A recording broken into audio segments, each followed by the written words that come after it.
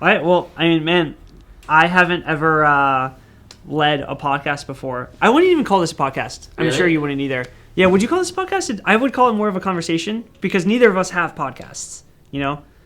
Yeah, it's funny. I actually hate podcasts, but I really like yours, and I like you a lot. And Thanks, so I'm man. like, yeah, dude, I'll happily do a podcast. And I was like super happy that we linked up and that we're making this happen. But Bro, there's that I don't awkward know. thing with podcasts recently where everybody's trying to get their clip in, and I just hate it. Yeah, everyone's talking in sound bites. Yeah, I'm just like, bro, like conversations are just like lost to that. So I I haven't thought about this But in a long time, Yeah. but the very first time that I ever saw your content, I think was a podcast you did with it was like Joel Kaplan or Ravi Abuvala or something. No way. Yeah, Nice. This is like 6 years ago when I was first getting in the space, and that's how I actually got intro to your name. So since I'm Nice. leading this, I'll say, guys, Trey Cockrum is a large part of why I do what I do now. And so number one is, if you don't know who Trey is, I would call Trey like the longest lasting coach for coaches in the space by far at this point. I know you're doing other Thanks, ventures too man. that we can definitely talk about, but bro, We can you talk about whatever, yeah. yeah, but you've been like a diesel engine when it comes to business. Yeah. You are the founder of the original Bible study I was in for Christian entrepreneurs. Sick. And you are definitely a pinnacle in the space for Christian business.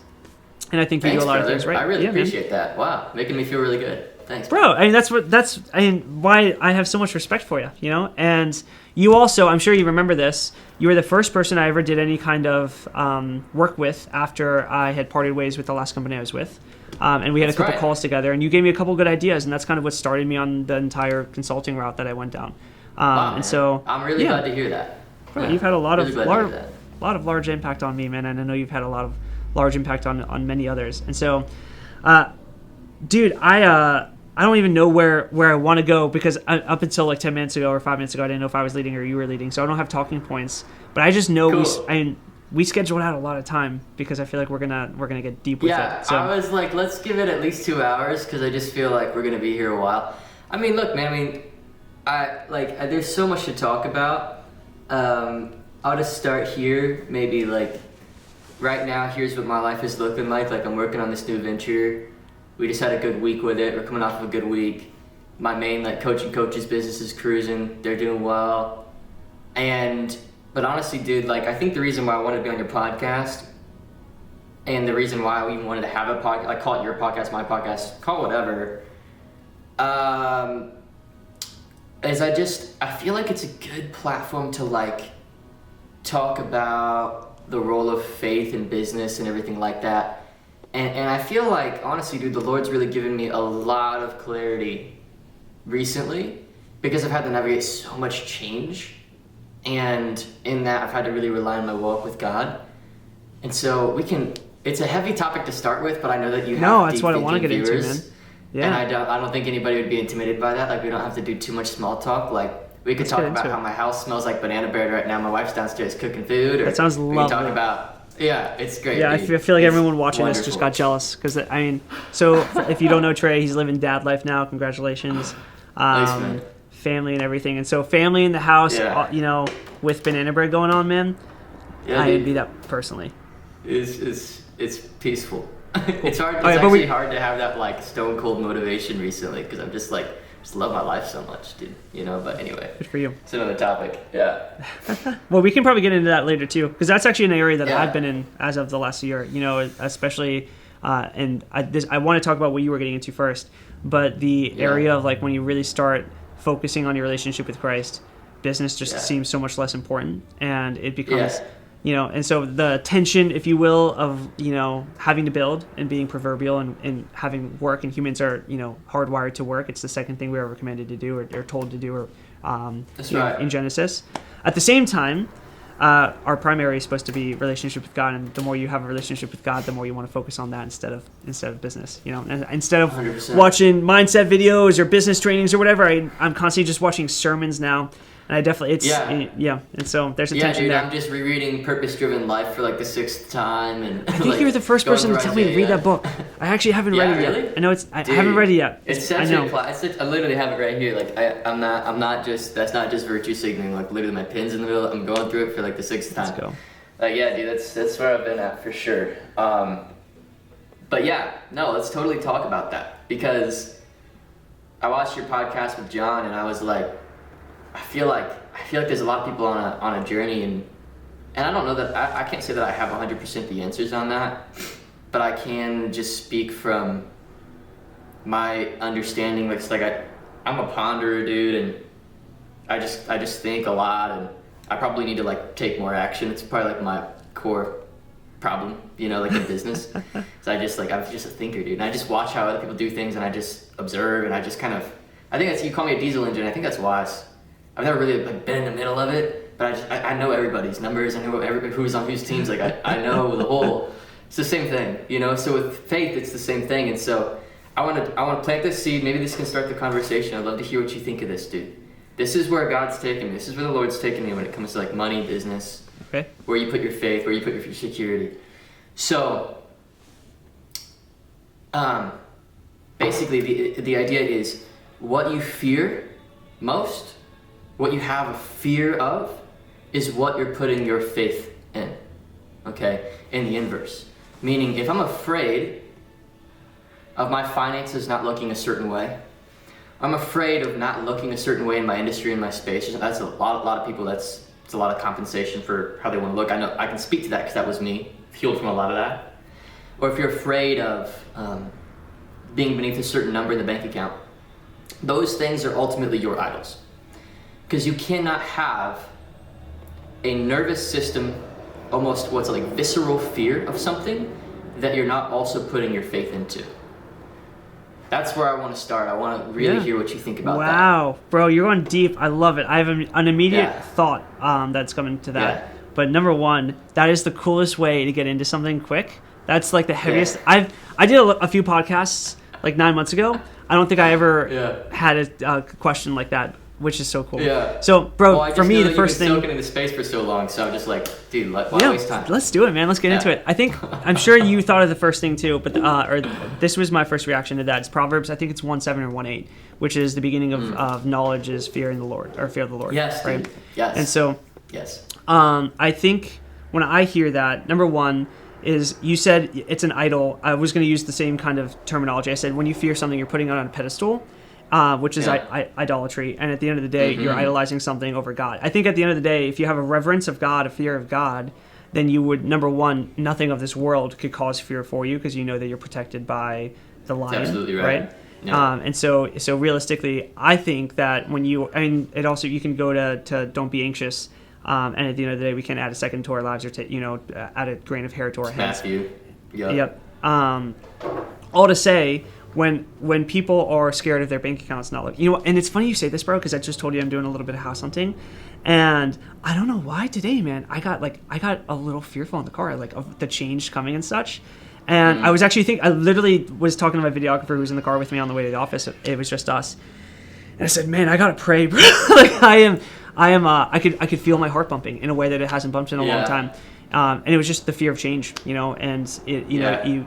As a Christian, you're also, we're not supposed to have pillows essentially to rest our heads at night. We're not supposed to get comfortable being in the same place, and we're supposed to be and me fearing the change, which is what you're supposed to, you're supposed to constantly walk in faith and not necessarily know what's next.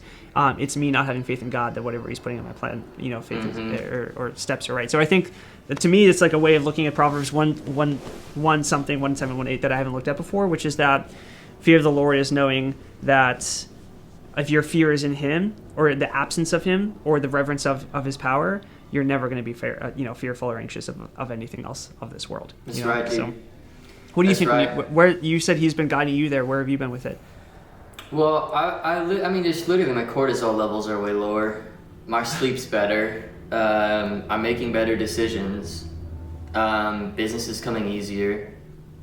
Everything's easier, because the new age manifestation people, they get it so close, right? They're like, just detach from the outcome, detach from the outcome, detach from, it's like, there's a lot of truth to that. You know, everything knew Jesus. Everything goes. I mean, everything stems from the Bible, if you really think about it. But they just don't go the final 5% or 2% to take it there. Jesus is Lord. Exactly. Yeah. Everything that he taught. Good, but didn't come from that guy.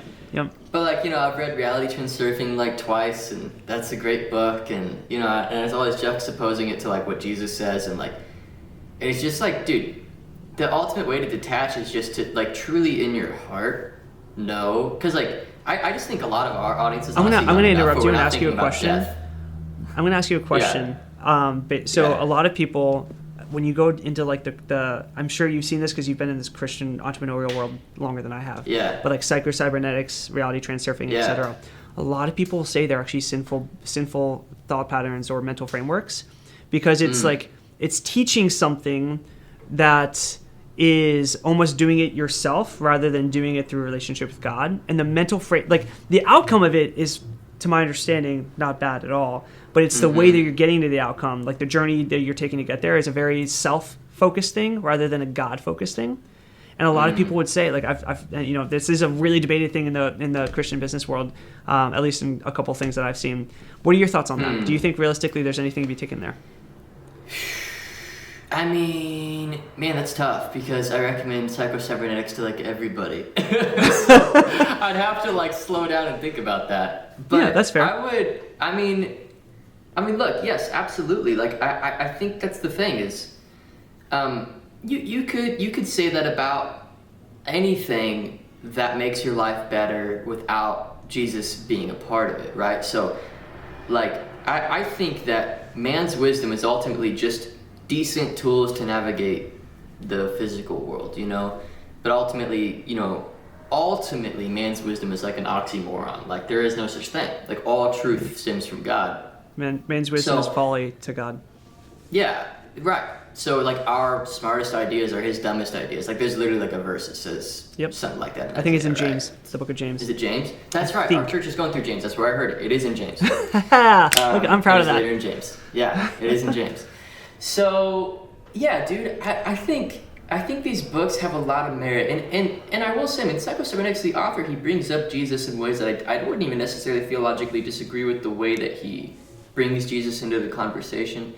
But I will say that, yes, you have to know what the line is between, like, humanism and just, like, understanding the limits of being human and working within those limits.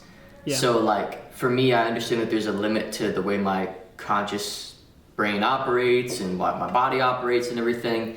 So my body's, like, gym and nutrition and stuff like that. And then my mind, it's like resources like psycho-cybernetics or whatever books. You have tons of books, right? I've always loved the concept of learning how God programmed us, you know?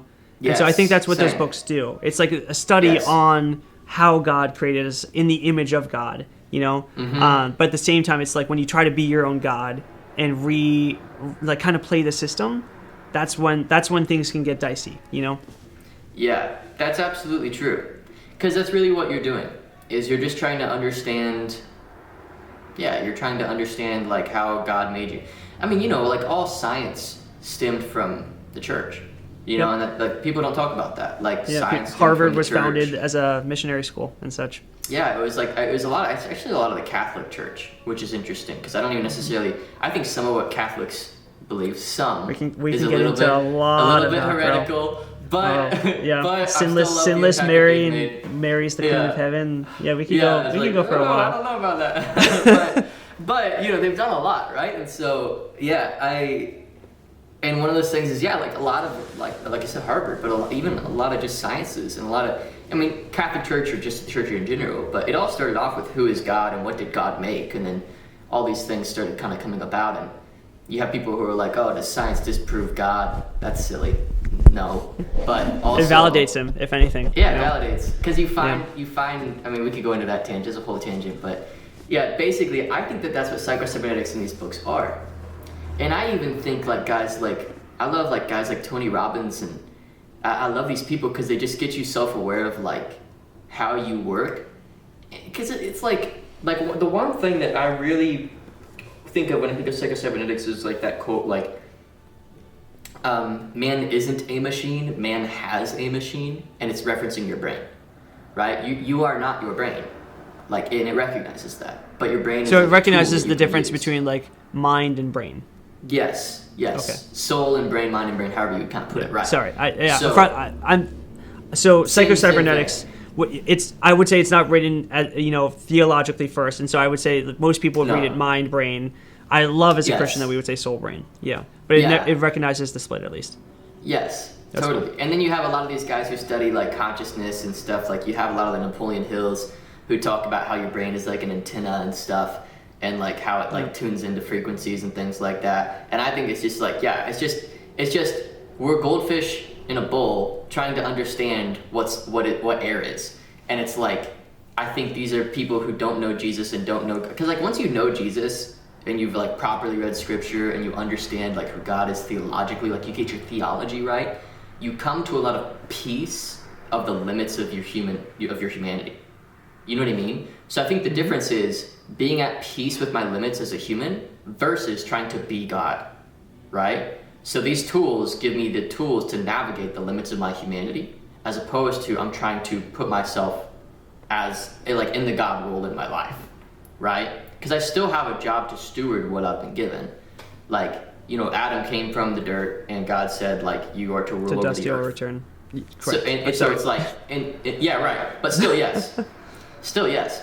So it's like, in a sense, like, I don't think it's much of a jump to say, like, I am earth and I have dominion and I'm in charge of this vessel that I've been given, and a part of that is my brain and my thoughts and my view of things, etc. This insect is like getting a ton of smoke. Bro, I was gonna say, you look like you have a house fire going on. Bro, I was like getting off on my tangent, like, bro, there's so much smoke. But yeah. So I'm curious what you think about that when I say some of that stuff, because there's a lot of thoughts that go through my brain. Number one, dude, is we have a quarterly men's breakfast at church, and we'll go through and talk about the tension of being a man, just like Christ embodied. I think the Apostle Paul really showed it really well in his letters as well. And one of the things that we constantly go through is, as a man, it's not about being knowledgeable, it's about being wise, which is like acting on the knowledge, And I think, earlier we were talking about fear of the Lord. Another quote on wisdom, if you will, is, give me a second, bro. I don't know about you, but I've been doing a lot of these sit-down YouTube videos. And I'm used to, when I lose my chain of thought, just taking a second, thinking, and then being able to cut out. Now that I'm doing these live conversations again, it's a whole different brain muscle that I have to work out, and I have to remember that there's no editing. Yeah, there's no saving me out of these. Yeah, dude. Yeah. Well, I actually have some bad news, and that's that my high quality audio was not recording that whole time, and now it is. And it's because I didn't have disk space. So if you want to use what my camera got, we can use that. No, so we have the Zoom audio. Totally cool. Right? Oh, okay, sweet. We have the Zoom audio, and we'll use that as a base. And then we'll use, I have a shotgun mic that's been going on, and then we'll use your audio from here on out. So, cool. Ollie, just can you text, when you'll probably do the podcast in 19 minutes, we have to play with audio. Cool. And so sweet. what I was about to get into is that one of the things that you're talking about, or one of the things that really came to like click for me, is that the reason that even Jesus says, like, God, I'm so thankful, Father, thank you for hiding the the mysteries of your wisdom from people who think themselves wise, and in Proverbs it talks about it, in James it talks about it, and all to go to what you kind of got into, which is that when you read these things with the Christian lens, or Christ is the center of your understanding, fear of the Lord being the base of truth, or the knowledge of the base or foundation of understanding, the first step of understanding or knowledge, that what it gets into is, like, if you don't have the right scope, like, think about glasses. If you're wearing the wrong lenses as you look at the world, you'll think you understand everything, but you don't. And that's why, realistically, you'll puff yourself up when you start to learn all these things. You think that you are the one who learns all this stuff, and that you have these truths for some reason, that you are so good. And that's why it says wisdom, or knowledge, like worldly knowledge or stuff, puffs up the man. I forget where that is in scripture, but essentially it puffs you up and it inflates your ego. Versus when you can read, and this is why I'm with you on books like cybernetics and such. When you can read it with Christ as the center, and you know the scope of Christ as the center, you can take out the stuff that is not good, if you will. and you can read it with the scope of knowing that this is the truth and this is stuff that I can pull. And Jesus and God, they use bad things for good. Not saying that Sacred Cybernetics and books like that are bad, but it's that what I think of is that when Christ is the center and you have fear of the Lord, your lens of understanding the world is better. And one of the things, if you ever talk to a friend or you're trying to evangelize, this became so pivotal to me. And when you read the Bible, once you kind of click this, I'm not saying you don't, I'm almost talking to people who listen to this. When you realize, have you ever been talking to someone about Christianity and trying to get them to understand? You're like having these moments of like, don't you understand? Like, why don't you get this? 1 Corinthians kind of gets into this as well. It's because they don't have the same lens of looking at the world, the true lens that we do.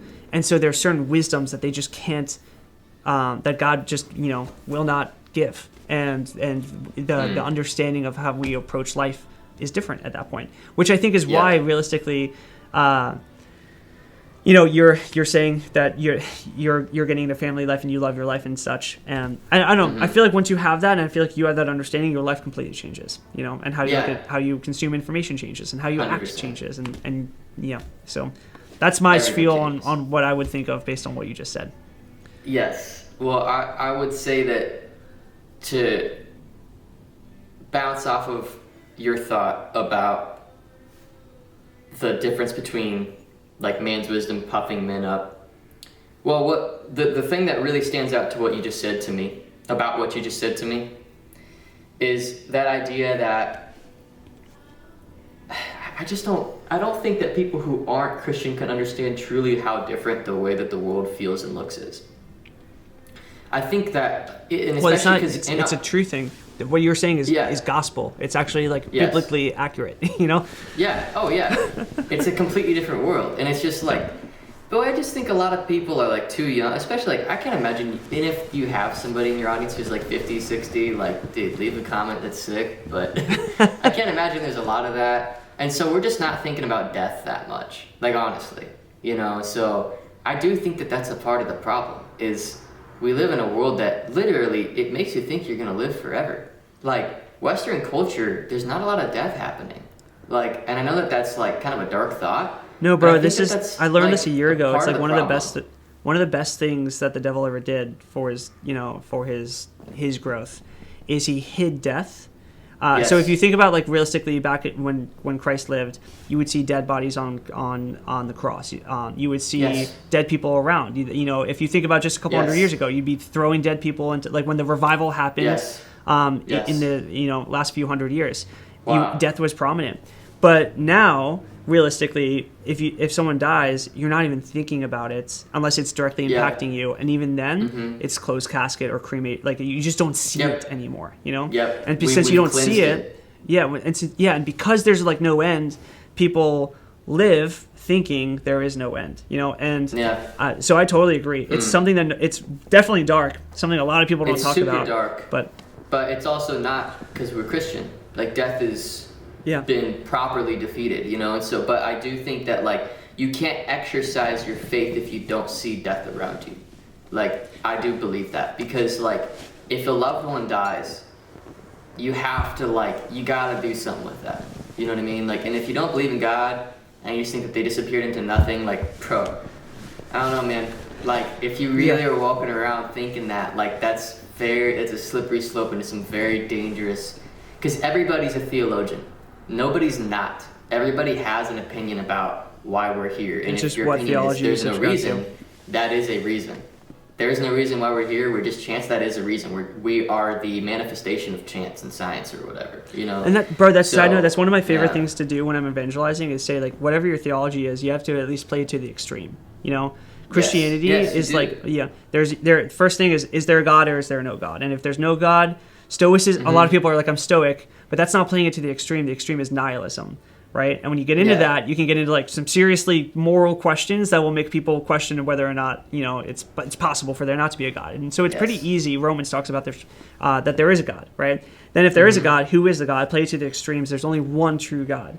And so, but what you're saying is right. Everyone has some kind of doctrine that they subscribe to or some theology, and pretending like you don't is oftentimes what makes it hard for you to even be open to the idea of changing.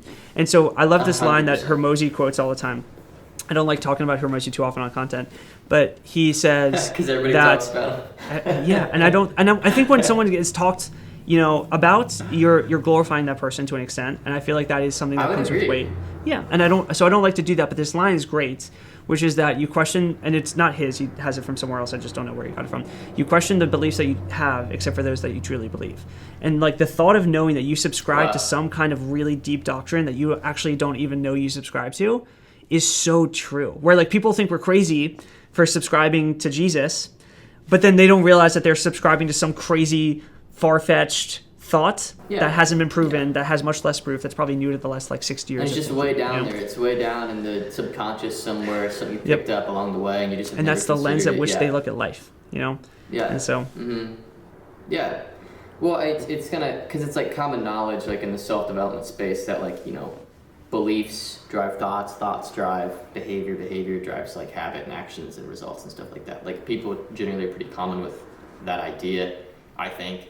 And so, the conversation of beliefs, like there's so much there, but I do think that I think the only core belief that really matters is, does God exist and who is he, right? Because it's like everything stems from that. And I would even go so far as to say that a lot of the political discourse, the reason why it's just like it's worldly versus, I know I'm not going to say, versus, current. Yeah.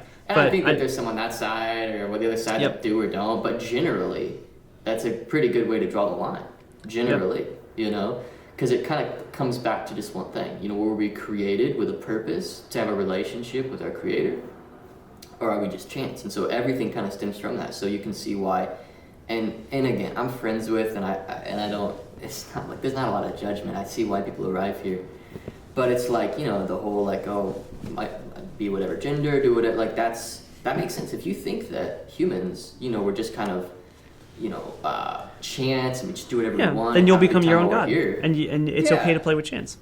Yep. Makes a ton of sense. And that's also where people ask me about like marriage a lot. And I'm like, well, before we have the marriage conversation, I kind of need to know like how you think about these things, because it totally changes my answer. Like if I wasn't a Christian and I just believed that I was just here by chance and whatever, my opinion on marriage would be very, very different, I think. But because I'm a Christian and because I believe in the holy process that it sends me through, how it sharpens my soul and my character, and how it's an opportunity to practice Christ-like sacrifice and love.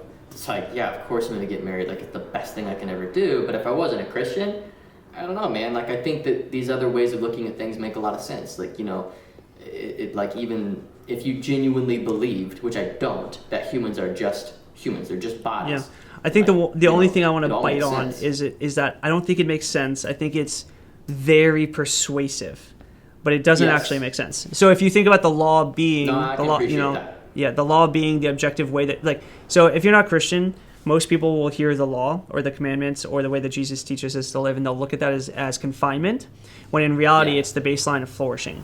So, but the world will try to get you to appeal. So like that's the programming that our souls are meant to live with, that'll make us happy and joyful, versus the way that the world will, persuade is you have, and I'm not going to say any kind of names, but you have far right masculinity, which is multiple wives, you are like do whatever you want, etc. Like, I'm not going to say toxic masculinity, but unleashed, unrefined, immature masculinity. And then you have massive feminism movement, which is that, the exact opposite of Ephesians 5 or 6 of, no submission, you are, the lead, etc. And so when you have these two clashing, and, they're both so persuasive to the flesh and the desires, that after the fall you see in Genesis.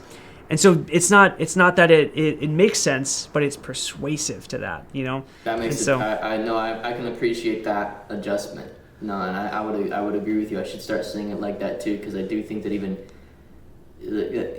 I can appreciate that correction for sure.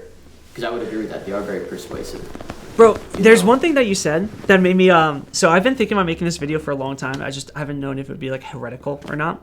But it's kind of about, and okay, so you would know the name of this book. You're much more written or you've read much more than I have. What's the book that talks about problem awareness? And like you have like the stages of problem awareness in marketing. Like solution, problem awareness, stuff like Yeah. that. There's like one main book that talks about Breakthrough that. advertising. Cool. Right? So, I haven't read it, but so side note, one of the most prideful parts of my business career was I was on a call with a client and I was talking to them about like these stages that you have to market toward, or like where they need to be. He was like, bro, that's breakthrough advertising. I was like, I've never heard about what you're talking about. And he was like, you're talking about like the concept of a pretty known book. And so I realized like God gave me the wisdom of this guy who wrote this book without having to read it. And in a weird way, it was validation that I'm getting my own, Yes. Anyway. Everybody in our industry is going to read it and be like, oh. Yeah. But so you said there's two questions that you really have to answer. Is there a God? And then who is God? And I've almost made a video talking about how like as a business you can learn to market based on evangelism, because the very first thing you have to like show people is that there's a problem. The problem is there is a God. It's not you, right? And realistically, you can't evangelize to someone that Jesus is God if they don't care that there's a God. You can't sell a solution to someone who doesn't recognize that they don't have a problem, right? So the first thing is like, you have a problem. When you die, you're dead. And that's not how it's supposed to be, right? We're not talking about that. Exactly, yeah. And then number two is that there's methodology. There's a lot of different gods. Who is it? The Muslim God? Is it the Jewish? I don't. It sounds so weird, but I do believe that the Muslim God and our God is very different. Is their God is false, right? But there's like different ways of finding who God is, or different revelations that people believe would be God. And so there's methodology, and then there's solution at the end, which is Jesus is God. And so if you actually think about it that way, you can learn to market really well from the structure of how you actually would evangelize, because God just programmed us to go through decision-making processes the same way: problem, method, solution. Yep. And when you look at it that way, I think there's a really cool parallel. But I haven't made the video because I feel like I don't know if it's wrong or right. You think so? Just do it. Yeah, okay. Of course, dude. Like marketing as an industry just exists because of the decision-making patterns people make. I don't think it's heretical to talk about how to systematically evangelize. I just think people are going to give me grief for it, or Christians will give me grief for taking that and talking about business. Yeah, well, Christians are going to give you grief whenever you do anything. Yeah, that's fair. That's pretty common. Like, I don't think that there's. I feel like people have a hard time knowing the difference between points of opinion theologically and heresy. Like, heresy is Jesus is not God. Fair. Like. I guess the only thing is I don't like making light of Jesus being God by correlating something about, like the other day I talked about so tomorrow we're dropping our first vlog. If you're watching this whenever this goes live, it was Feb 28, and in that vlog, I talk about how, the way there's the synoptic gospels and then the fourth gospel is John, but the synoptic gospels show, like Matthew shows the King of Kings, Luke shows his human side, Mark shows the servitude side of Christ, etc. Different lenses of looking at Christ. Yep. I wanted to do the same thing with the vlog, and I even say that. I was like, the way that Christ is pictured in different ways through the different gospels, I wanted to take that learning point and do the same thing in how we showed the vlog, where the vlog shows like the hecticness of our life, but I'm also doing a sit down throughout the vlog, which is like the Luke side, which is the human, me talking about like emotion side. And I even say in the video, I'm like, it sounds so weird and it feels wrong to say gospel and vlog in the same sentence. But it's like one of those things of like learning point where I'm trying to not make light of this, but it's like these things that you can see, these frameworks, I want to make them known, So that's my line. I almost feel like I totally understand. You don't want to dishonor the king. Like, it's like, why would you, say that you know the wisdom of Jesus and you understand the way he made scripture and you can framework it out for yourself. So I just feel like if I were to do that, if I were to make that video, I would just lead it with being honest that you feel a little. You're like, I feel a little weird about this because I don't want to do this. I don't want to disrespect. I don't want to dishonor Jesus, like, obviously. That said, if you look at how the Gospels were, like, spread, there's so many lessons you can learn from that. And here's, like, what we can learn from marketing to spread the Gospel. I think, actually, I saw, like, Russell Brunson. I think he's a Mormon, though. But he like, had a presentation for a church one time and, like, talking about, like, the Mormon belief system and stuff. So I don't necessarily think that it's, like, a bad thing to do. I don't think it's even sinful. I just think it's like everything else, like God cares about the heart, right? And like, if you're doing it and in your heart you're like, gotcha, like, I understand how Jesus works. I understand how Scripture works. I I'm all smart. It's like, that might be probably pretty bad.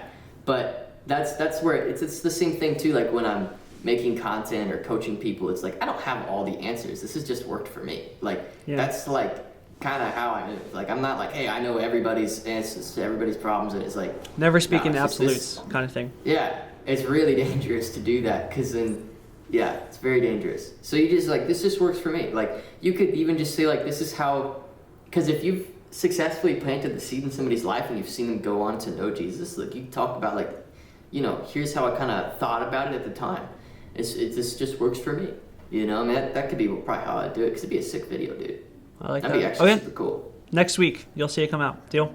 Nice. I'll do it. Deal, I'll start framing it later today. But, okay, so going back to the original point. So you feel God calling you into the, or at least showing you not to put fear into things, because it's taking away His glory at the end of the day. And so, number one, what do you think struck that feeling in you? And then number two is I'm going to turn this into a 3-step. Number one, what do you think struck the feeling? Number two is if you're listening to this, or if someone's listening to this and they're doing that, how do you think you can identify it? And then number three is what have you seen that you're doing differently as God works in you? These are great questions. So first of all, I had an arbitrary number that, looking back, is very arbitrary. But when you're in the thick of it, you really believe that you need to do this so that you can then do that, like in life. Like, I need to get to this point in business and then I can blank. And so I had a number in mind for where I wanted to be liquid in the bank. And I was trending it pretty strong, but then we found out we were having a kid. And for some reason, there's these things you hold so tight. You know what I mean? You've experienced this, and I'm sure every viewer understands what I'm saying. You have a number, you place your half the time you don't even know what it is that you're holding that tight, Yeah, well, yeah, that's right. Or maybe for me, I didn't know why I was holding it that tight, but I did, and I think it's just because, I don't know, I've experienced some very real stuff, but, anyway, I had a number in my head that I was like, I want to achieve this, and then once I achieve it, then I'll be ready to have a kid. And I already had more than, I was ready to have a kid, but for whatever reason, you know what I mean? You just have these things, I know, a lot of my friends are that way too. Yeah, I can't have a kid until I do this. I can't get married until I do this, until I'm here. And it's so stupid. It's not true at all, bro. And that's what it is. I'm laughing because that's what it was. So we find out we're having a kid, and our kid, we were going to wait much longer. And we were being pretty careful and everything. And they're like, oh, you're pregnant. and the breaking point for me, honestly, and I've told this story a couple of times, and my wife's comfortable with me sharing this, but, she came around the corner with a pregnancy test. And this broke me, dude. It legitimately broke me. I was disillusioned with business, with life for a very long time. This really broke me. I always had in mind what it would look like when I found out I was having a kid. It'd be this celebratory thing, this exciting thing. We're coming together, we're hugging, we're kissing, we're excited. Dude, my wife, she's the purest, most precious soul. Comes around the corner, crying and asking for my forgiveness because she's pregnant. Yeah. And so it broke me, dude. Because she knew how badly I wanted to be at a certain point, and I told her that, and we're wait, and it put me on my knees, dude. I was like, oh my gosh, you're not supposed to apologize, and you have these. You vision it your entire life with joy and jumping, Mm-hmm. And then it's the opposite, and we're both, and I remember, dude,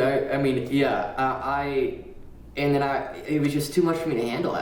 Business became too much for me to handle. Everything just kind of became too much. I was just like, this is just too much. And I just kind of built some distance and put some people in place and just kind of built some, I just had to figure out what to do with this because it was such new news.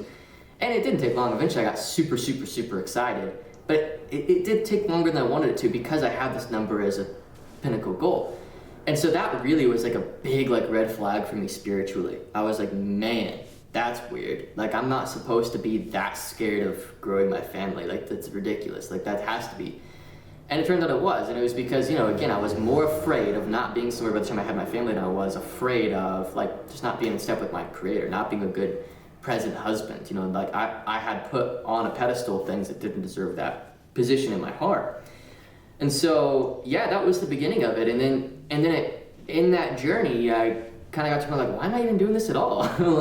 If I have this number in mind and I now don't care about that number, why am I doing this at all? And then I just got super disillusioned. dude, I'm the kind of a guy, and I know you are too, and essentially any successful guys like this, where you kind of figure things out and then you take them to their extreme. Like you kind of figure, this is a great way to go. Okay, boom, let's go to 100, right? I call it being a socially acceptable addict is what I say. Dude, that's 100% it. Yes, I have a very addictive personality, and so I had figured out, which is why I'm very careful with like substances and stuff. But it's why I figured out like a way of living that made a lot of sense for me and worked, and I just went boom, like 100% into it.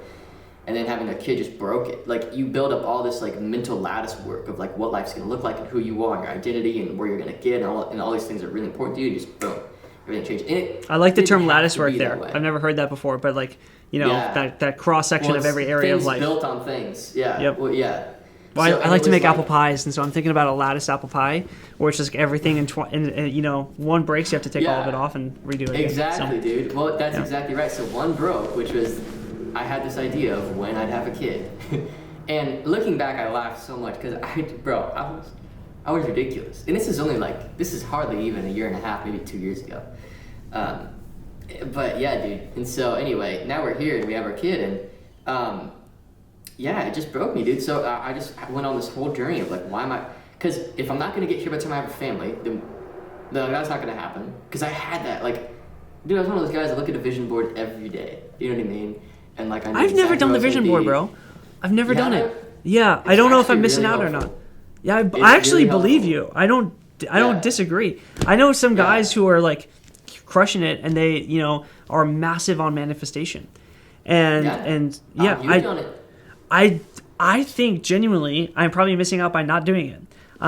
You want my case for it? Go for it. Like my Christian case. It's all psychological, dude. It's like your brain. It's a biological organ, and every day it's making decisions and it's navigating a very complex world with a lot of noise and a lot of things going on. And so if you don't clearly define where you're going, your brain kind of like forgets what you're doing. Does that make sense? And you kind of get distracted. Your path goes from this to like kind of this. And you spread out. You try new stuff, and it helps you stay on track, and it helps you. Basically, every decision gets run through. Does this get me here? Yay, nay. You want to know what I want to do then? That I'll make a vision board from this. Like right. I'll do it. But I think what I really want to do is I want to find a way to like on the vision board just have one thing, which is just simplicity. You know what I mean? Yes. Like just the most simple, because I know like most vision boards, I don't want to. If you want to ask or if you are okay, they're pretty telling me what's on yours, bro. It's always like gold. Sounds bad, but gold Rolex. Well, cars like this. I had the president. I got it. Yeah, I did all that stuff. Yeah. Yeah, I just want almost like a line with like just a little person who's happy in the middle. You know what I mean? Yeah, dude. Or joyful or peaceful. One of my mentors. And I mean, he doesn't know Jesus, so I worry about his soul. But he's a rabbi. He's like a Jewish rabbi, and he's like, one of the best things to put on a vision board is a P&L statement. And I was like, ooh, that's good, dude. Like, here's what comes in, here's what goes out. This is ideally what I want things to look like. Mentally rewiring you every single day of like. It's like this is where I'm going. So on mine, I have some things that you could consider material, but they're more downstream from the P&L. So I literally have a P&L on my vision board.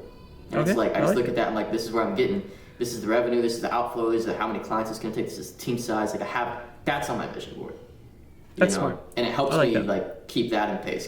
See, that makes more sense than like gold rolly, so I'll take that. That's fair. And I did all that. Yeah. And it works, but it's not, that was also before God put me on my knees and destroyed my lattice work and made me rethink all my priorities and, set me on a spiritual journey. And I was definitely like a wilderness season spiritually. And, when you're in a wilderness season spiritually, obviously business gets pretty hard because you're just so confused and bottled up and like, you're all twisted up inside. So I was managing. You were doing okay in the business, but things are obviously much easier now that I've kind of figured out who Trey Cochran is again in context with having a family and everything. Because the old me was definitely, had different things at the top of my heart priority pyramid. Yeah. How do you feel like it's changed your business to have that transformation? Dude, in every possible positive way. So one thing that I used to get so frustrated when we had a slightly backwards month or an unhappy client or anything that basically hinted that I'm not who I think I am because my identity was wrapped up in my business, right? It's like any little negative. So your business is not was a god because it was the Oh, it was the 100%. provider of the other idol that you had. Because, yes, because my identity was wrapped up in my business and not in Jesus, and so anything that attacked my identity felt deeply personal. Nowadays, if we have like 1 month we go up, and next month we go back 30% or whatever, or it's like, man, like I'm just gonna make decisions that keep it growing, and so, it's at a point now where I feel like you said it earlier. God uses bad things for good. 100%, bro. He used I was very materialistic, extremely materialistic. I had all the stuff and everything, bought a lot of stuff, and I don't necessarily even regret any of that. I think it has its place, but it was definitely like, I heard you say this on your podcast with John, where talking about, we always think it's funny that they used to worship like golden goats and stuff. And then we have like, golden watches and golden whatever, So like, yeah. Bro, John and I were talking about that. So John's been watching these, I don't even know what to call them, these stupid little Instagram reels that are about, like, they're Bible stories with cats. That's the best way. Like, I don't know if you've ever, I don't know how to explain it, but they're funny. And John I've never seen one, but John gets it with them all the time. And we watched one. It was about the golden pig. Moses comes down, golden pig, etc. And I was laughing. He was like, he was saying, like, bro, like, can you imagine worshiping a golden pig? And I was like, yes. And I made a point of it. It's actually on the vlog that's coming in a week. I literally take his phone, and he tries to take it away. And I take his phone, and I show the camera, and it's a golden Rolex on his phone. And like, what do you? On his background, yeah. On his background, yeah. Not to throw John under. John's got great values and great discretion and such. I've known him for a long time. He's a stud. Yeah. Great heart, great guy. But yeah, Anyway, sorry to take it away from you, but keep going. No, man, and I don't think that. Like that's the thing, right? Is when the business wouldn't do well. Like here's the. All right, this would be a good clip. I talked at the beginning. I'm like, oh, I don't like talking clips. This is gonna be a good clip. All right. Okay. So the reason why so many players in this space crumble so quick after it looks like they're succeeding is because they tie their identity to it. So it compounds the negative. You have a bad quarter, and everything feels like it's collapsing. You got guys who last for first because their identity's not tied up in it. So you can emotionally and spiritually weather a bad year or two, okay?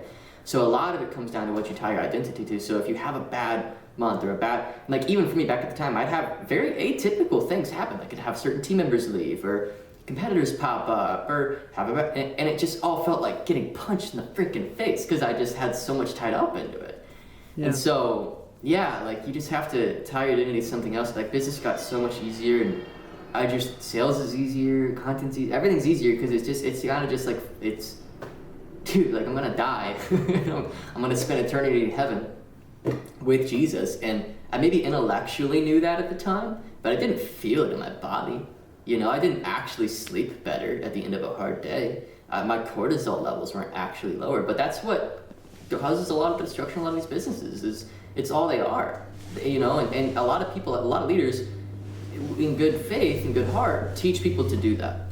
They teach people to tie their heart to their business because then everything is on the line and then you have to make it work. And it's like, oof, dude, that's like a recipe for serious disaster when you have a bad month or two or a bad year. Like bad years happen, What you just said is these are the things popping into my brain.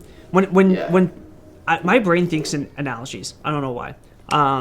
But so you said, tying your identity compounds the bad things. And it brought me to 3 examples. Number 1 in chess. Do you play chess? I feel like you're a chess guy. I do. I like chess. I would love to play in some chess, bro. I used to play every single day. I've been not doing it as often as I need to. I'm alright. But I'm okay. Okay, it'd be a good game. In chess, they say it's not the first. Wow, it's been this long. Blunder. There we go. It's not the first blunder that loses the game.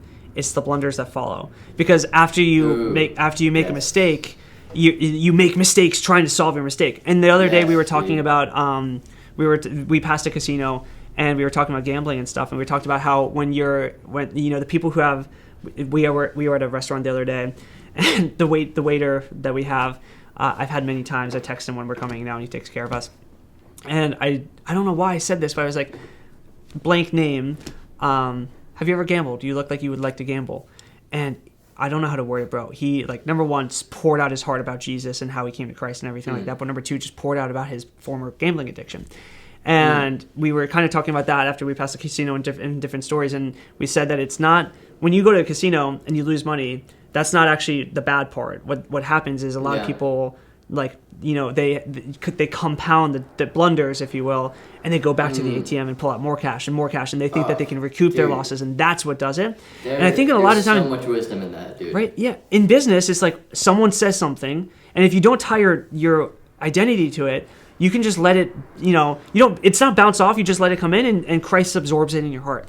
But if you have your identity in it, you have to rebut, and you have to, and then that it just spirals. And so I love what you just said, man. It's like little shattering moment for me on my end. That's wow. really sick, actually. Well, I honestly think, dude, like I gotta give credit where it's due, like Dave Ramsey. I haven't listened to a lot of Dave Ramsey stuff, but dude, one of the biggest educational info product. Yeah, guy's a Christian. As a Christian, he's also the guy. He also has done it so well that no one would even call him an info product anymore. You know. Exactly, dude. He's so separate from like the info space. Like, it's like, dude. Yeah, I'm just saying, bro. Like the people who really crush it in business, like they've got bigger priorities than business. You know, like one of my new mentors, and he's done very well. He was actually He, do you remember when Trump and Melania launched meme coins on Twitter? Did you follow that by chance? No, but I heard, I'm a Trump fan. Let me rephrase. I like Trump. Yeah. I don't know enough to say I'm a Trump fan, but I advocate for him, at least in a lot of the elections that we've had lately. Yes. But I've heard that our president essentially rug pulled us, for lack of a better term. Not us, I didn't invest in it. But you could say that. I won't get into that so much, but he turned 90 grand into $5 million in like 12 hours. That's crazy. But I heard he made I heard he made like $4 billion from the coins or something like that. Yeah. He didn't rug pull it. A lot of other people who got an early rug, but anyway. Got it. Okay. I don't know anything about this. Guy that Side note, if you don't know this about me, I know nothing about crypto. I'm the most crypto ignorant guy you'll ever meet in your entire life. I am too. I just think it's cool, and that's it. Yeah, cool. I don't know enough about it. Yeah. But keep going. Sorry to interrupt. I was just saying that to give him some authority, and he built like a 8-figure business and sold it. This dude's like freaking a maniac, and he's local. Like, dude, I live in Indiana, bro. Like, there's not a lot of that out here, so it's very valuable. But I was calling him, and he was like, I was checking in with him, because it's probably every couple months now we hop on the phone and just chat, and he's just an amazing guy, and his name's Cody, by the way, if he's watching this, an amazing guy. He's told me, dude, you know what the ultimate hack for like an abundance mindset is? It's like, just know Jesus. It like nothing matters. It's wild. Like, and I was like, dang, dude. Like, it really rocked me, because at the time I was having kind of a rough like 48 hours, you know, like some stuff had happened, and it's just running a business, bro. Like, it's so weird what I do, because I feel like I can't talk about the downsides because people don't want to buy my stuff and whatever, so it's very strange, but I don't know, man. It is what it is. Had a rough 48 hours, and I was calling him, and he's like, dude, like, how long has it been since you checked in with Jesus? And I was like, it's been about a week. He's like, well, you should probably do that first before you like make more mistakes, you know? And I was like, dang. And he had me put it on it's actually on my whiteboard over here. Maybe the main camera, let me see if we can focus on it. It's gonna be tough for you guys to see it. It's gonna be really tough for you guys to see it. But it's over there, and it's basically just like my heart list priorities. So it's like in my heart, meaning like, and people, I would challenge people who have a hard time sleeping at night or up worrying and it's like, dude, I'm telling you, like, your body knows where your heart's at. Like, do you feel like he's the Prince of Peace? You know, he's the Prince of Peace. Like, you can sleep well knowing it's more than taken care of. He will feed you. There's nothing to be anxious over. Nothing. And so I just was like, man, I was kind of there. And so I got in the Word. He told me to read 2 Corinthians. So I read all of 2 Corinthians. And then I was like, dang, dude. The world is so tricky with its hooks that it casts into your heart. And it's so quick. You can just get back out of step with these things. And it always coincides with business not going well for me, honestly. Now, it used to coincide when I was in step with Jesus, business wouldn't go well because it counteracted, right? That's the flip I had to go through. When I had a kid I didn't expect and the lattice work blew apart, my heart had to change, and it had to be when I'm close to Jesus, as a natural byproduct, just because the Lord's so good, business just does its thing, you know? But at the time it was, I don't know how Jesus fits into this, because in order for me to like truly submit to him, maybe his will isn't my will, what if our wills conflict, you know, the common... Bro, it's I went through that too. I talk about this Yeah. in some video that's coming out soon, but I talk about when I started creating Christian content for business, Yeah. I knew I was going to lose a lot of business because of it. Oh, bro, it's ridiculous. Yeah. Yep. And the clients that I have, man, have been the best clients I could ever dream of having because of it. And I can tell it's just going to compound and come in more. I haven't even tried to sell anything. I can't express exactly what you said, which is just like when you surrender to his will, because I could tell. I made one video of, if you're in business, believe me, God, watch this. And you want to know what, man? I've never said this to anyone or said this on any kind of social. There was so that video came out and did really well. Yeah. And side note, that video was because we were trying to do daily videos. We just created a video because I had to that day based on what I was feeling that day. And God just took it. It was not a very, it wasn't a thought out video. It was just what was on the heart. And then there was another video that was on the heart, Why Christians Are Poor, that also did well. And on that video, someone commented something that genuinely like shook me. And it was that there was anointed. Someone said, Paul, it's obvious that God has anointed you to talk about the stuff that you're talking about. And something about that word anointed. I agree with that guy. Yeah, thank you, number one. But it's also the most terrible, because the very first thing that my pastor and I talked about was in James. It talks about this. You're held to a different standard when you start preaching the good word, you know. Yeah. And so I'm terrified, man. But the word anointed stuck with me, and I don't know how to word it. It's changed everything about my life and how I want to to an extent, it's fear of the Lord. I'm scared of, like, you saw it, like, being in any kind of way heretical, in any kind of way saying something that I, like, you know, makes me feel wrong. I'm scared of using the word God in any kind of my subject lines, except, like, and so, yeah, but what you said about, you know, aligning with his will, it's something that we actually pray every single time we have lunch and dinner, or with family breakfast. Every time we pray, I've been praying the same prayer lately when it comes, because I'll be with John, Ollie over here, Josh, etc., and I'll say, secondarily, please flood our business. Be the CEO of our business. Jesus, be the CEO of our business. Flood our business. But before you do that, mend our hearts to be hearts that can glorify you and are worthy of flooding with business. And so it's that constant prayer of what you just said about, like, and you know, sometimes it has to be through massive life change. Sometimes for good life change, or sometimes like hard life change. Like a baby's a beautiful thing. Comes hard oftentimes, right? Comes hard. But what you just said is it's what got you to surrender your will. And so totally. I'm praying. Sometimes I like financially, the same thing happened to me. I had a massive financial collapse like 6 years ago, and my entire identity was in money, and my pride that came to money, etc.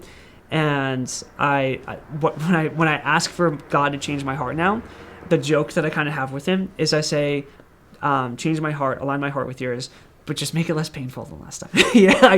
We laugh at. I'm like, but don't do it the way you did last time, Dad. You know? Yeah, dude. That's a great prayer, dude. Have you heard of the book, The Prayer of Jabez? I haven't. Oh, dude, wow, that's crazy. You haven't heard of this book, because that prayer that you pray is the exact prayer, almost to a T, that this book says you should pray if you want to bestow the Lord's blessing. Yes. Let's go. Cool. Then I'm doing something right, I hope. Dude, yeah, no, I know it. Well, in the book, it talks it so. Oh, bro, it's been so long since I've read it. It's in one of those parts of the Bible where it's like listing, like, you know, Guy, son of Guy, father to Guy. Like the lineage. Yep. Yeah, and then because, you know, for like historical reasons or whatever. Jewish people would care a lot about that, etc. Yes, exactly. And which makes sense that they would, like the history behind it. Yeah, but just historical fact. Yeah. It paused at this guy named Jabez, and then just pick up the book of Jabez. It's like this big. You can read it in an hour and a half. It's so good. It's basically just the prayer that if you mean these words, God's ready to bless you. And it's what you just said. It's Lord, be the source of everything that pours in. It says it basically expand the walls of my kingdom and keep my heart and hands from evil. It's so beautiful, dude. And in Scripture, it says very Jabez close to the Lord's Prayer too. Very close. It says Jabez prayed this prayer, and then the Lord blessed him, and he was the king of nations. And then it just keeps going on the lineages. It doesn't stop. He's like, Wow. And so James is this guy that just shows up randomly, and it's like, he prays his prayer, God blesses him, makes him the king of nations, and then nothing else about him. And so, like, historians have like tried to dig into it and find this Jabez guy, and there's a lot of evidence that he was like Solomon level, potentially wealthy and stuff. So it's really cool, like, basically, pray this prayer, king of kings, or not king of kings, king of nations. Not King of Kings. I King love of Nations. that, bro. And then, and that's sick. So you'd love that book, dude. So that prayer that you just said is very, coincides a lot. Yeah, I think it's just because it's what's in the heart, bro. You know? And someone actually, it is. let me read you a YouTube comment. And while I pull up this YouTube comment, what I just said about Jewish people caring about that, I feel like some people might hear that and misunderstand that. In Jewish culture, lineage is incredibly important. And because the Messiah had to be from the line of David, in the line of Abraham, it had to be proven. Have you ever seen, by the way that God he did the coolest thing with the lineage of Jesus, so that, oh my gosh, bro, have you ever seen this? This is the coolest. Okay, I don't remember the specifics enough. I just want crisscross applesauce, by the way, so if anyone's ever watching, that's number one, how you know I'm about to get serious with something. But number two is I'm probably throwing off the cameras a little bit. But, bro, so, okay, to finish out this point, the lineage matters because they have to prove that Jesus came from the line of King David. So King David... That's right. had many sons, right? One of which was Solomon. But down the line of Solomon was the I forget the king that God said your lineage will be no more. Essentially, so down the line of kings, King David to Solomon and so on, that line stops. There's no more kings. The lineage ends. Bro, I'm gonna send you a clip later, and I'm gonna botch this. Either. Yeah, but in short, so Christ came from the line of Solomon, from David, right? Which is the line of kings. So he came from that line through either Mary or Joseph, but he also came from a different line of King David's lineage that fulfilled the promises that God made with the other promises he made, which a lot of people would say are contradictory. But God, you know the way God can make two things that are not right and wrong. God can make two truths or two things that should go, not coexist. He can find the way. It's bro. Just look up the lineage of Jesus, Mary and Joseph to King. It's the coolest, the coolest thing. And I was laughing when I was watching a sermon, and I was laughing when I watched the sermon about how cool that was. So, dude. Yeah. That's anyway, so also I figured it'd be cool for the viewer because I'm looking it up on YouTube right now. I figured it'd be cool for the viewers to know that Paul's on live suggested for my homepage. Yeah. So I just want to let you know that, dude. Thank you, man. Yeah, bro. I love it. I'm so glad we're doing this as an off note. Me too, bro. So this comment came in the other day. I want to read this to you because it hit me, but not in a upset kind of way, but in the last video that I posted got a lot of comments. I got to find this. But in short, the prayer said about grow, flood the business or grow my kingdom walls. I want to know what your thought is on this because I want to respond to this, but I haven't found the words yet to use to respond. And essentially, this sounds like such a good problem to have. There are so many comments. So many comments. As of late. Yeah, your YouTube game is going killer, dude. Your YouTube game is going great. I'm trying to get my YouTube cranking again, dude. I'm just going for it, Dude, your stuff's always been good. Your stuff is the stuff that people come to mine and maybe they learn something here and there, but people will come to yours and they'll take action on every single video. Yeah. So I can't find the comment. Succeed. In short, you want to know? One sec. I responded to the comment, which is why it's not popping up. Okay, so. It is, I enjoy your content overall, but the way you connect Christianity with financial success makes me uncomfortable. The flood us with business phrase, for example, feels like it's exploiting faith for profit. I don't get why your community eats this BS. I honestly don't. And I responded I read this with such an understanding heart toward it because I actually get where he's coming from. I used to think the same, not to say that I used to think the same, not to say that I am now, but I know where you're coming from. Thought would be down to have a convo on Zoom, record it, and make a video of it. Let me know thoughts. But that concept I feel is very, you and I both talked about this predatorial Christianity, right? Where I think there are some guys in our space that use Christianity in a really non-right way. We have both agreed on certain names who will not be named. Yes, exactly. Yes. but so I like, that's a fear I have, right? Yeah. Like, absolutely. And I think this guy's saying, like, saying something toward that.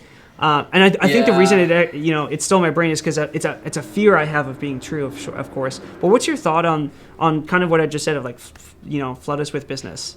Because I don't think that's exploiting for profit. I don't think it's exploiting. Well, here's the thing. What is the word exploit and what is profit? And this isn't semantics. It's important that we understand what we're saying here. It's like, okay, if I walk closely with Jesus and I pray that Jesus would bless my body and give me good health, am I exploiting my faith for health? It's like, no, I just want good health. Like, health is a good thing that can be used for good things. It's like, we all agree that health's a good thing. Profit's the same thing. For some reason, money's in this other category, and I think it's because we subconsciously feel guilty over our wealth in Western countries, and we just the general moral census is that, like, wealth is just generally bad, which is just, like, a completely new idea. Because we're just so egregiously wealthy, every single last one of us living in Western society. And so I just think that it's very shallow moralism. I don't think that it's, like, really seeing money for what it actually is. It's way more nuanced than you can't ask God for money. It's like, it's so much more than that, Like, so I would say this guy's absolutely right in his heart in that if you believe that money's generally, like, not a good thing to have, like that Jesus, like the verse about you can't fit through the eye of a needle, rich man. And by the way, that verse is 100% true. When you are rich, it's hard to lean on God. Like, that's very true. So I don't disagree with that verse at all. Wealthy Christians try to, like, parse it in a certain way or say it's like, and I'm like, dude, like, parse it whatever way you want. It's pretty obvious what he meant by it. And it's very true. A lot of people who lose their faith, they lose it when things are going very, very well. But those who God loves, I think that he does what he did with you 6 years ago. It's like, dude, like, you got to come back to me, man. Like, I love you. I want you. Like a loving father would not let their son or daughter lose their relationship to some sort of a silly, temporary thing, And so, and money is that. It's a worldly resource, but it's not a bad thing to ask God for at all. It's just not. Like, that's such a silly. Like, I would ask him for health. I would ask him for great friendships. I would ask him for whatever, money. I'm gonna support. I just thought of this. I think it supports what you're saying. But if for some reason the gentleman, he said he watches the content or likes the content, so maybe he's watching this. Yeah, if he's watching this, so cool. I'd love to hear his thoughts. Yeah, I would too. But I'm gonna make another argument, which is that if you are willing, because I like where you're going with this. If you're willing to ask God for your health, right? Because He made you. And you're willing to ask him to bring others close to him because he loves them, and you're willing to ask him for pretty much anything in life because he's sovereign.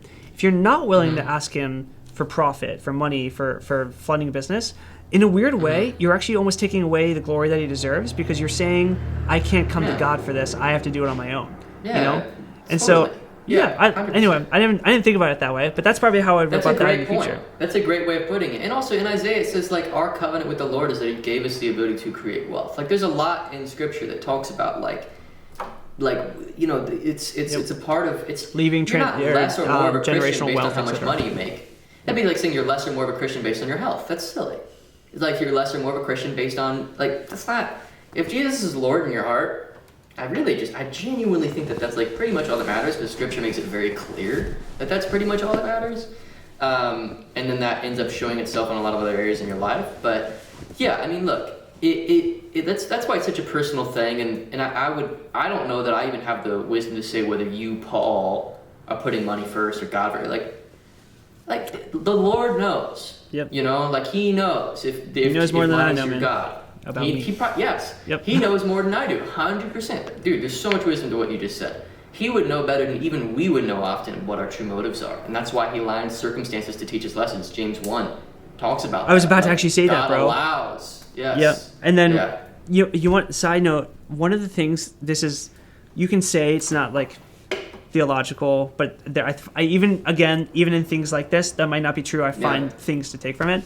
One of my favorite things to watch if I'm, like, in a brain rotting mood is YouTube videos of near-death yeah, but sometimes you have to turn the brain off, videos of near-death experiences where people say that they went to heaven or went to hell, and their experience after death, right? And there's a pastor who, bro, this was like the cutest old man. He was probably like 85 or such, like biggest Southern accent you'll ever hear. I think I know the video you're talking about. I'm not even gonna lie. Okay, but he talks about how he went to heaven, and I'm sorry. At first, he talks about how he heard this beautiful voice, and he could tell he was still breathing and stuff, and the beautiful voice was telling him not to breathe anymore. It was okay, and then he realized that's not God. And then when he actually heard God, it wasn't a beautiful voice anymore. It was a thunderous, like, voice that brought fear to every single part of his bones, and he understood the term fear of the Lord apparently in that second. Then so the beautiful voice was that of Lucifer or his army or such, right? God came with power, and when he was at the gates, if you will, I forget how he worded it, he wasn't gonna, he wasn't saved. He wasn't going to, he said what it says in James, and I think it even says it in Psalms, specific of like, I did this in your name. I preached, I did this. I was like, and he, the response. Yes, but the response was that, and but also a savage, like, no, you did it in yours. Using my name, you grew your name. And so anyway, I think that's the truth that I'm worried about. Where like I pray all the time. I even tell the guys I'm here with, like, guys, if content blows up, it's really hard. It's gonna be hard for me not to get a little bit egotistical. It's gonna be hard for me not to, play my ego, etc. Keep me in check. And I pray that all the time. I'm like, God, don't let the content go, big until I'm ready for it. Until you have, until you give me the heart that can actually take that, etc. Because I'm terrified, bro. I'm terrified of having that response. Of like, you used my name to grow your name. That is something that sticks with me, as something I'm immensely fearful of. So it's tough because there's no easy solutions to that. It's such a hard thing. Like, it's hard to know even with yourself sometimes, because you can get lost in the minutia. You can put up your own internal smoke and mirrors.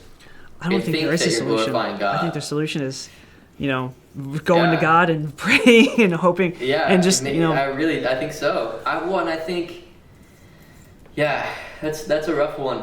I mean, I don't know. I don't know that there is a solution this side of heaven, and I don't even know that there's a solution in the immediate term, other than, like, look, man, like I like to think that people know at least deep enough into their own intentions that they can generally tell, but sometimes you don't know your own intentions, and that's where you get into really tricky waters. Is I'm sure there's a lot of pastors who don't know Jesus. They just love being the guy on Sundays, and they happen to know a lot about this theology. You know what I mean? It's like, I'm sure they exist, and they definitely exist. Who would doubt that? But I'll speak in an absolute there, even though you're not supposed to. Yeah, they 100% exist. Yeah. Yes, yes, I'm sure they do. But I think where they lose their way, here's where I think you're pretty safe, dude. And this is maybe my pushback is, you and I both know how to do well without involving Jesus in our message. I do think so, and quite frankly, I think that I could maybe even do better. Maybe, I don't know that that's like totally true. But if I just at least put on the posturing of like somebody who's pretty in the world, you know what I mean? It's like, I just think I'd like attract more like attention in general and stuff. And so, and I just think, honestly, I would say there's a case to be made that in our space it's not even like an advantage. I don't know if that's all the way true, because you got like the Ryan Pinedas and you got like the Dave Ramsey's, people who like really love, and you got like Taylor Welch killing it with the stuff he's doing. So I don't know, it's hard to say, but I do think that I would say that how I would parse it for you is, it's not like you were leading with Jesus when you built your agency for the first time, or when you've had your other career success, you know what I mean? So it's like, I would say generally for you, my assessment, but don't take this as a safeguard and be like, oh, Trey says I'm good. Not that it's gospel. Trey said it, Yeah, no, and I don't think that anybody would take it that way, but just making sure, because I want to protect myself. But I just think, you've done well without Jesus being a part of the message, and I have too. So, I don't know. I just feel like it's like it's like where our hearts are at, and how could you not involve it? That's like, how I say you know it. what I mean? The heart leads the tongue, and if your heart really Yeah. cares about something, how can you not talk about it? And so to Yeah, me, it totally. feels so stupid at this point to make any kind of content that doesn't talk about Christ and God. Yeah, And 100%. 100%. Yeah, and I don't know. I mean, it's probably a part of why I'm building my other business. Is because now I can say, I have another 7-figure business that isn't like my coaching coach's business. And I think it could be something you could think about where, it's like, I have this other thing or whatever. If you want to really protect your like your brand from that. But I don't That's think it's fair. like a brand thing. I think maybe it's just like a heart thing that you're worried it's about. a hard Not thing even- for me. 'cause Man. I don't like. Yeah. Yeah. I know there is a brand element. So one of our clients, do you know a guy named KJ Rainey? KJ, if you ever watch this, thinking about you. He does well, $1 million business. And he has a few more subs on YouTube than I do, but he is this guy he's one of my favorite clients because his entire like copywriting program, it's a copywriting like biz up. The mindset training is essentially a bait and switch for the gospel. And so it's like it's like 2.5 hours of like training that turns into evangelism. It's sick. And Dude, his super sick. Right? And I'm going to actually encourage you to do something on this because I'm encouraged by this. His KPI that he cares most about that's at the top of his data board is Bibles purchased for clients. So like how many so there's if client gets to the end of it and wants a Bible, they'll buy Bibles, etc. And they talk about that number every single day. Dude. So Anyway. So and KJ talked about just kind of like you said, my YouTube videos were popping up and was recommended. And he literally told me, like, I didn't click on him for the longest time because I just see so many guys in the space use Christianity, as a way of getting clicks, blah, blah, blah. And so I know that there's a brand element that's probably somewhere in my heart with it, but, deeper down than I can even recognize. But really what it all goes down to that fear of me, getting to heaven. And this is why, like, the team knows this, half the time when we're thinking about title ideas, they'll say, like, what about Christian this or God this or such? And unless a video's forefront focus is Christianity or God, I actually have a rule now in operational value that we can't use those titles or anything like that inside of the video title. Because unless it's the forefront of the message, at that point, it's like, I don't know how to word it. I've had, like, bro, the way people call this gut feeling, or listening to your heart or such. I call it listening to the Holy Spirit. So side note, this is, and if my dad ever watches this would be cool. But my dad, I'm going to tell you a story I've never told anyone. It's a good story, right? Nice. I started going to church 7 years ago or so. I forget what year. And I grew up Catholic, like a lot of people do. Didn't like the Catholic Church, still don't. And my dad grew up Catholic, and my mom from Mexico is culturally, and we were all culturally Catholic, meaning like your American dream Catholic, but like we didn't go to church on Sundays. We went during Easter and Christmas, if even, and didn't really know anything other than I believe in Jesus, and I could tell you that he walked on water, etc. Never opened a Bible, etc. That was my background, right? Yeah. And when I started going to church, God brought me to him. And my pastor, Joey, if you ever listen to this, is the best pastor. He's one of my best friends. He's a PhD in theology. Brilliant dude. Love talking to Joey about all this stuff. You would love him too, man. He's incredibly read up on pretty much any kind of world belief you can imagine. And he's like 2 years older than me. He makes me feel like I'm so illiterate in comparison to him, right? But anyway, so I started going to church. And my dad started coming to church, or my dad came to church with me like 4 months after. And he was 65, I think, 68 at the time or something like that. And he didn't know, and anyway, so fast forward a year, and he's getting baptized at like 68 again, right? Which is the coolest thing. And during his baptismal confession, and side note, he was getting baptized in the river that's local to us because we were switching churches and there was no like little, tub to do the baptisms in. And this is so funny, but he had a little cut on his thumb. And he got a flesh-eating virus, or when he went. When he got baptized? Yeah, and so you died to your flesh in a baptism, and he literally got a flesh-eating virus, and he had surgeries and everything for like 6 months. A little funny joke, but so he gets baptized, and during his confession, he says, "I came to the church to get Paul out of here, to show him that he was joining a cult, and I found it was the most real thing he's ever experienced." All to say, the other day, I'm having a conversation with my dad, and we're talking. And I was asking, essentially like, where do you feel your heart? And he said, my heart's tugging both ways. And I loved what he said because it gave me the next, like, I was like a sales objection handler. I'm trying to help him, go through the right kind of process here. And I said, it's going both ways because one side is righteousness, one side is worldly. You have the Holy Spirit tugging you in one way, you have the world tugging you in the other. It's your job to decipher which one's which. And so anyway, I'm saying this because, when you start following God and walking with faith, those little tugs start to become way more aggressive, and you can really feel them, and you can feel the nuances way more heavily. And bro, sometimes I'll have like, I want to make a video title, and I'll literally start typing it in YouTube, or I'll do anything that has to do with like using God's name in any kind of merit or any kind of way. And I will just feel this tug of like peace of it. Or I'll feel this like almost puke-worthy tug of like just like ripping my heart of like, I cannot do that. I cannot use that, like the name on this video. He doesn't want me to. And I've been, anyway, so I feel like because of that is why I'm okay creating the content that we're creating. And because I feel like, he's definitely kind of shown me that I think he wants me to. But it still all goes back to the fear of using his name in a way that is for self-benefit and constantly trying to make sure that I'm keeping myself in check and such. I think this was more a rant that I needed than a conversation, but I'm sure there's something out of that you can probably... I'm glad you're able to process a little bit of it. I mean, it's so tough. Because, even like there's certain churches, they just get so much freaking tithe, bro. And they're not taxed. So it was like, there's a whole thing there, So I don't know. It's so hard to say, but that's where I think it's a personal thing, and that's where it kind of comes back to, the log in your own eye before the stick in another's kind of thing, or what's it, splinter in another? Splinter in someone else's with log in your own. And so a lot of the time, I can say this is an almost absolute for me.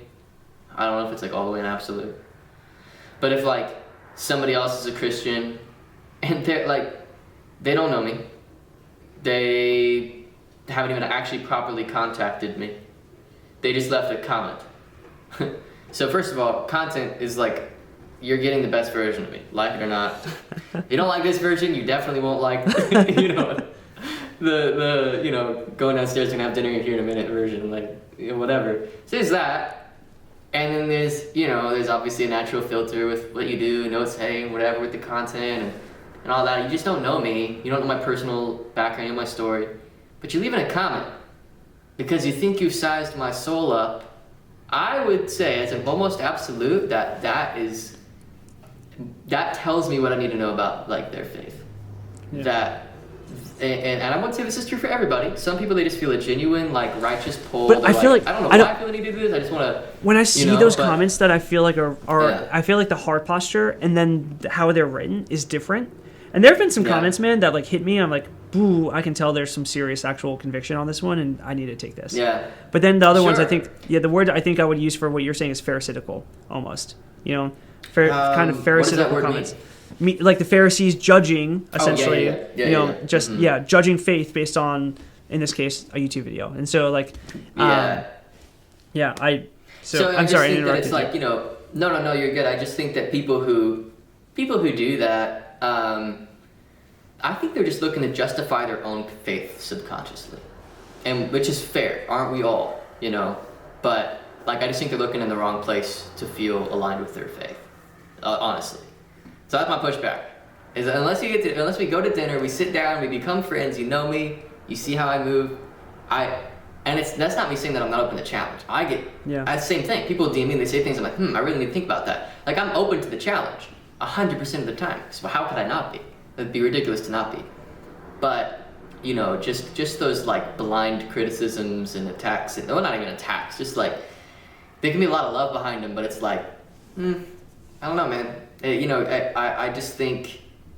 Here's what I'll say. I've never commented or said or claimed I just don't, and because it's my faith, and I don't need somebody else's faith to be less than mine for mine to be good, and I don't need to go around telling people if they do or don't have faith. It's my faith, and it's just.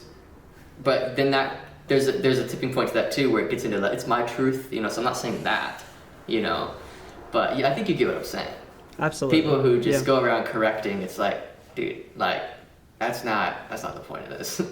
You know, but there is a lot of, I've been rocked by some comments for sure. So I totally get what you're saying. But generally, I've gotten to a point now where it'd be hard for somebody to say something that really rocks me because I've been doing this for so long, you know. If it's gonna rock, it's because it's out of truth to some kind of thing, you know, which is or it's something that is so, like again going back to the one that rocked me with the word anointed. It's so serious, and it's something to like really put like weight into, you know.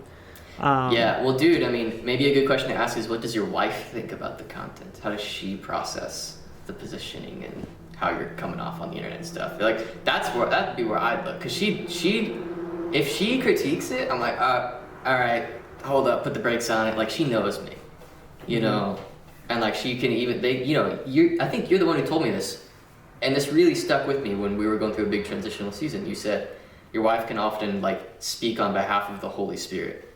I think you told me that, and that really stuck with me. And I don't, maybe you don't remember it, but I think you told me that.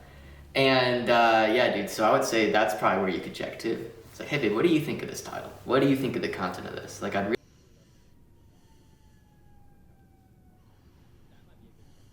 That's a good check. My checks have been going to my pastor for it, and then my worship leader church is another really close friend who knows the space really well, etc. And going to them on it. Nice. Yeah, I got to be more diligent and wise in taking counsel from those that know me, and just making sure that I don't know, because then the game too also comes into, this is so going to show the opposite of what I've been saying, but like, I don't know, it's hard to take counsel from people who don't understand marketing. Does it make sense? Which is why like the Bible study that you had made was so solid, because then it's people who understand Which one are you talking about? The world. Iron at the time. Mm-hmm. Okay. Yep. Right. Yep. I didn't know you had multiple. Well, I just meet people and I'm like, dude, you should start a thing. Like it's been fair. Yeah. Got it. Yeah. Yeah. I thought you had started Iron. Did you not? Technically yes, and then I left. Yes. But yes. Fair. Yeah. Okay. I think yes and yes on both ends as to why. Yeah. So, anyway, all to say, I need a better check and balance system.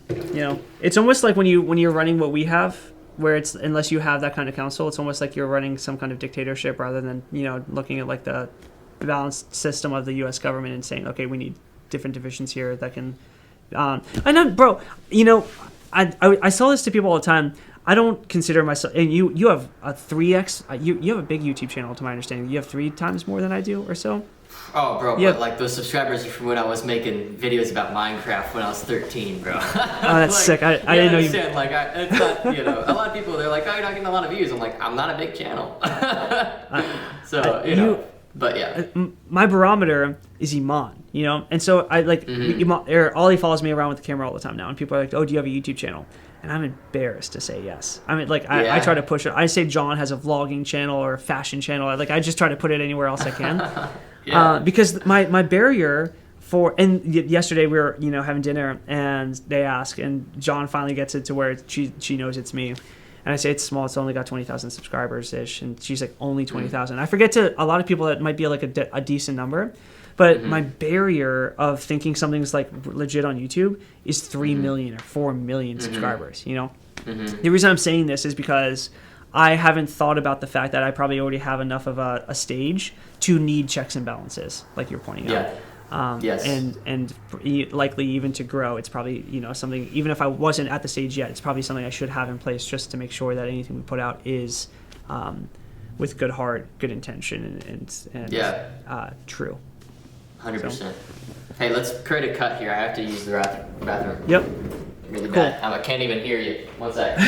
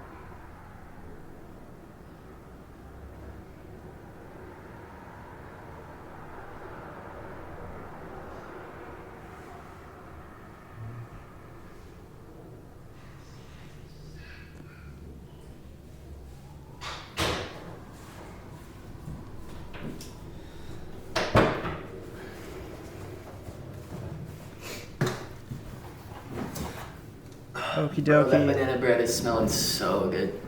Good. Get some Cool. I'll outro this. Okay. I forget what tone we ended on, downward or upward. I have no idea. Yeah. Oh well, dude. It was number one. I have a feeling we'll do many more of these. And Yeah, dude. I have a I'd feeling. love to. Dude. So from a content perspective, away from the conversation just for a second, I think that people will have actually watched a lot of this. I think the retention on this for a podcast will actually be pretty solid. Because Yeah, I think so too. I don't normally think that after a conversation or a podcast, but I feel it on this one. So, I do dude, too, love you much. Oh yeah, love you as well, brother. Yeah. I interrupted you. I You were couldn't saying- tell. you're fine. You were saying something. What was on the mind? And we'll close out. No, sometimes I do in the back of my head think about like making sure it's like grippy and keeps people involved and stuff. But with this, I think it's just naturally such a good conversation, honestly, because I just think we've both been in this sphere and like come to a lot of the same conclusions, and so just kind of go around and have like good conversations that have some good points of tension as well, and like even some like healthy disagreements and like rebuttal, and like, dude, that's the kind of thing that I like would listen to for a long time. Like if I were in the seat of somebody who is trying to do well online or balancing with their faith and just looking to like have good models of stuff, you know, I would listen to this for sure. So I'm glad we did it. Me too, bro. Thanks, dude. Thanks for in general responding. If you ever get to know Trey, you're gonna learn that he's a terrible texter, as am I. So I'm being very hypocritical here. People will text me and I won't respond for weeks. But dude, love you much, man. It's always a pleasure. If whenever you want to do it again, I'm always down. And I hope you enjoy your banana bread, bro. Thanks, dude. It's gonna be some Of rats. course. I've been smelling it this whole podcast. Man. Bro. I'll end here.